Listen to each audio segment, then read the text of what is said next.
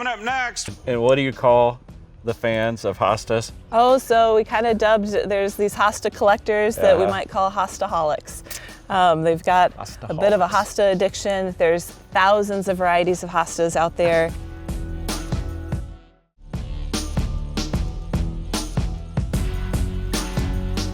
All right, we're here just outside of Princeton, Illinois at Hornbaker Gardens, talking with Molly Blogg. Now you are the co-owner, correct? Yeah, with my dad and my brother. My brother and I are second generation owners, and we're running the business at this point. I love the story of how this company started with your dad. Yeah. Tell me that. Yeah, so we started in 1987, and our dad, our parents bought a piece of property out here in the country, thinking they would just wanted to build a house and raise kids, outside of town. And our dad was practicing law in Princeton and had done that he was a lawyer. Had done that for about 13 years and started thinking after they had this piece of property, how could I not put on a suit and tie every day and maybe make a living off the land?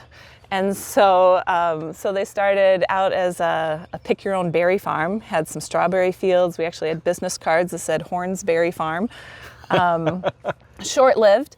And then after that, they grew about 12,000 chrysanthemums. That was the start. So he was a lawyer. Yep.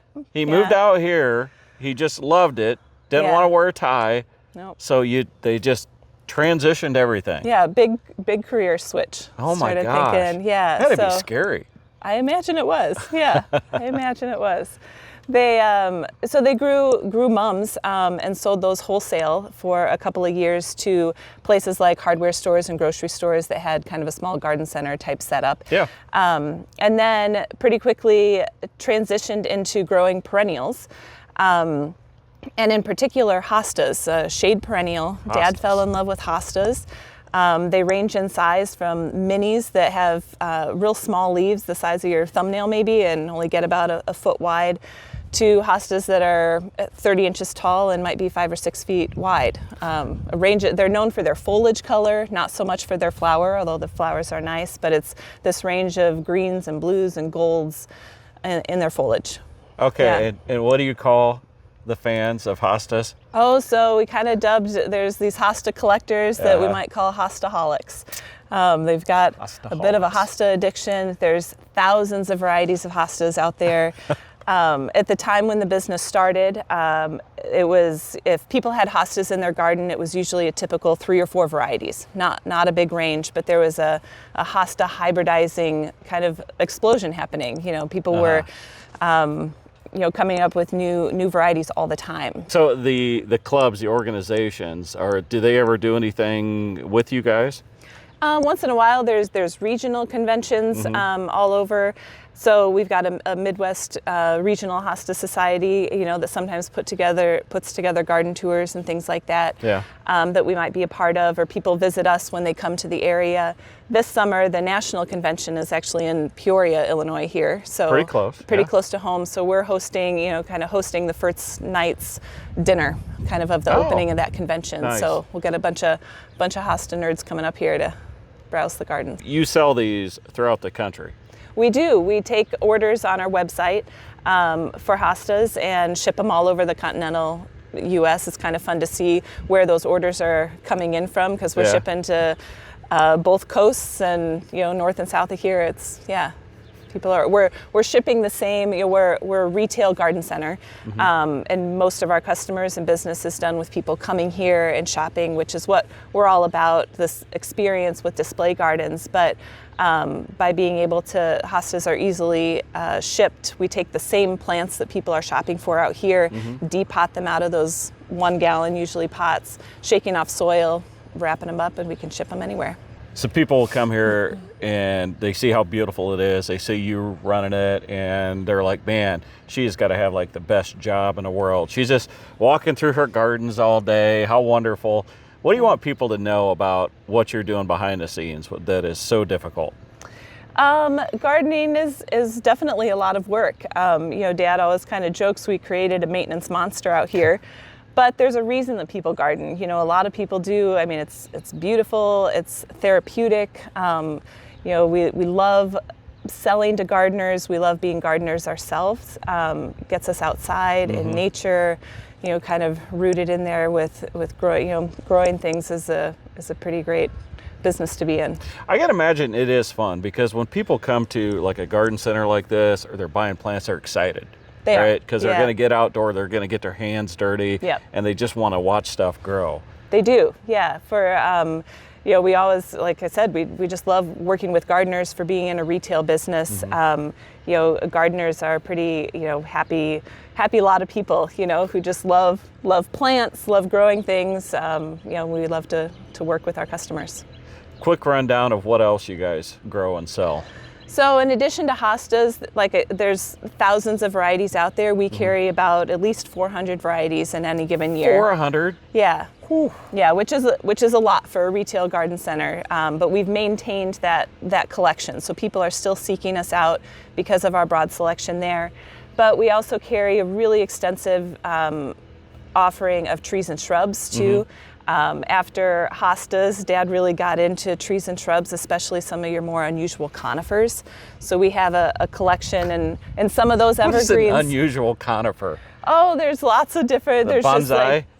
We don't really get into the bonsais, but dwarf little conifers. I mean, a lot of them are pretty slow growing, but there's just so many different varieties out there. We'll sometimes have people that are coming here on either opening day or within those first few days of opening, which is April 10th every year, who are coming just to try to get their hands on maybe, one of those unusual evergreens that we might only have one or two of.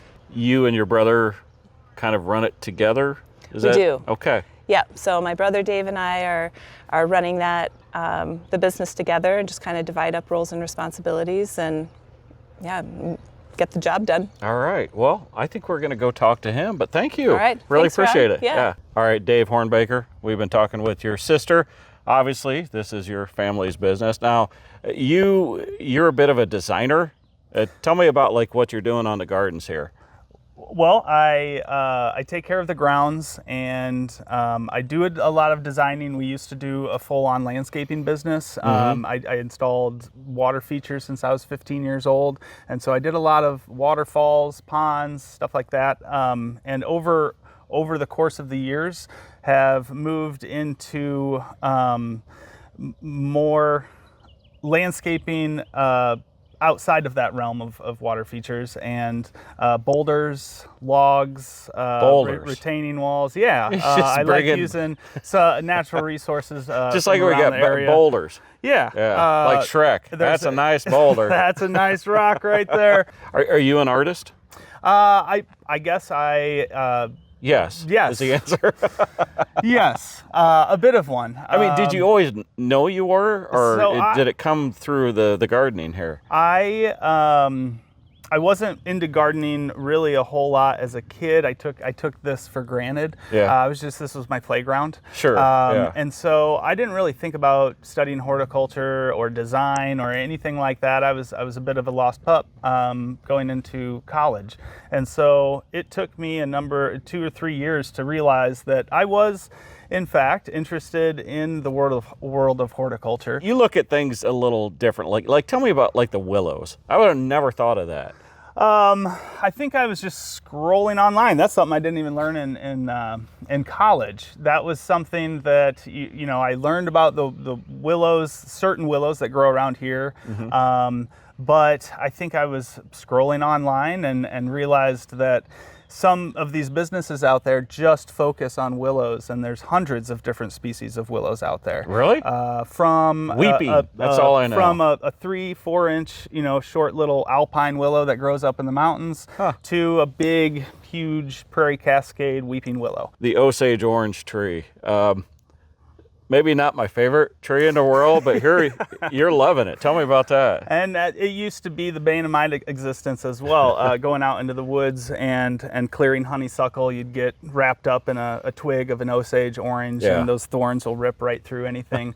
So yeah, I had the same feelings about Osage until I realized how rot resistant that wood is, which makes sense because you walk around the woods here and there's a lot of dead trees, dead Osage that are still standing, and you can tell that they've They've got moss growing all over them, and they've been there for decades. They can be incorporated within the landscape, and they're going to be there for decades to come. Longer than we are. Yeah, exactly. Speaking of new additions, tell me about the barn. So this is our event center that we put up in 2015. We thought this would be a wonderful community event space, as well as a wedding venue, if we did it right. Yeah, and it sounds like it's very successful. It is, yep. We host a lot of weddings here. I think anywhere from 50 to 60 weddings a year is what we're putting on. It's a lot of hosting. brides, man. Yep. And then there's really fun events. Just last Saturday, a beer and wine tasting event out here that benefited United Way, and other community events throughout the year. I don't remember getting my invitation for that one. Well, you should put it on your calendar for next year, because it's an annual event, and there's some great vendors with some really good beer and wine. How's that make you feel and your family that you have created a spot that the memories that are, my daughter had her prom here. I mean, the memories that are made in a building that you guys built, that has to be invaluable. It's pretty special. Yeah. It's been special all along. Being born and raised here, we come from humble beginnings, a small organic berry farm called Hornbaker Farms, all the way to here, and just slowly kind of building our business and building our brand as we've gone. But speaking to the memories that are made out here, that's what keeps us going. That's probably what we enjoy most about this business, is being able to make memories both down at the garden center when they come to see our gardens, as well as up here, making lifelong commitments to one another. Well, thanks for having us out here, and congratulations on what you guys have built. Thank you. ought to I be appreciate really you proud. guys coming out here. Thanks. Thanks for spending some time with us here on SharkFarmer TV. For more stories about people in agriculture, catch my shows on Rural Radio Channel 147 Sirius XM. There's more in-depth discussions on my podcast, and of course, you can check out previous episodes of this show on my YouTube channel. Find out more at sharkfarmer.com. Do you have Hostaholic t-shirts? We don't. How No, can you not we have don't. Hostaholic t-shirts or We hats? probably should.